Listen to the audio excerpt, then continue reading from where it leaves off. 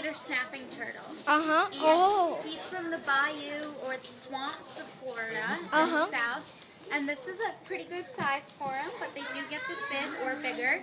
Oh. We had a bigger one that was over 100 years old when he Wow. passed away. We hadn't had him for 100 years. We rescued him from a restaurant, actually. How do you tell? The alligator snapping turtle? Yeah. Well, he doesn't live around here. They are similar looking, though. I mean, the ones that we have around here. He's from the bayou or the swamps in Florida. And the ones we have, they look similar, but they might not get this big.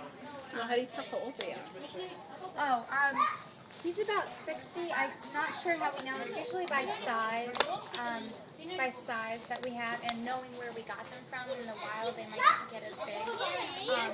The one that we had that was over 100 had been sold to a restaurant, but the rule is like restaurants have to call around to zoos to see if they're interested in taking it if it's over a certain size, and we were, so we took him in.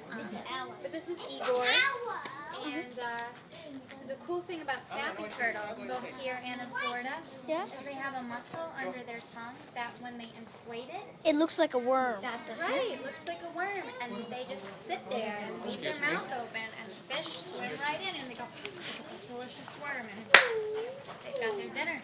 Yep. But he'll eat ducks and stuff too if Oh, he can. wow.